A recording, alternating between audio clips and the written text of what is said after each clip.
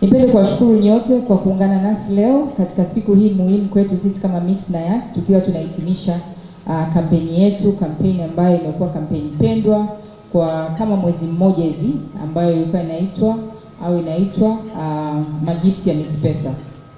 Tumekuwa pamoja kwa zaidi ya mwezi tukishuhudia Watanzania mbalimbali kote nchini wakiibuka washindi.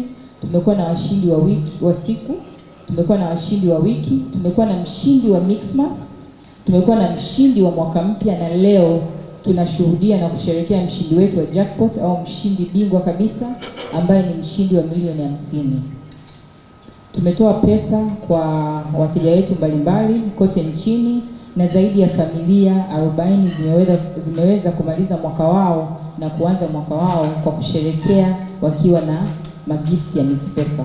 Mimi katika maisha yangu kwanza sikuwa na imani na hivi vitu. Huwa nasikia kwenye mitandao habari ya zawadi mbalimbali na hata vingine vinavyohusisha na vitu labda michezo kama promotional games mbalimbali ambazo zimekuwa zina zawadi. Huwa nimekuwa siziamini, na mara nyingi nimeona sio vitu ambavyo naweza nikawekeza muda wangu kuvifuatilia, vitu ambavyo do not come from my own plans. Nimekuwa sivipi nafasi.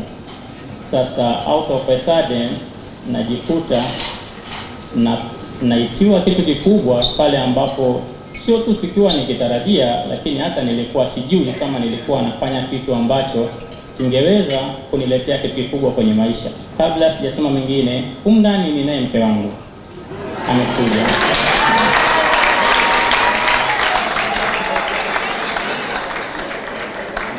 Nimefurahi yuko hapa kwa sababu kama mtakumbuka siku nilivyokuwa ninapigiwa simu, tulikuwa tuko immigration, tulikuwa tuna process application kwa ajili ya watoto, passport za watoto, na siku ile nilikuwa na yeye.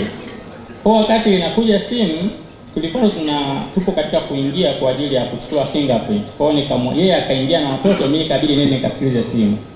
Niliporudi nikamwambia nimeambiwa nimeshinda hii zawadi.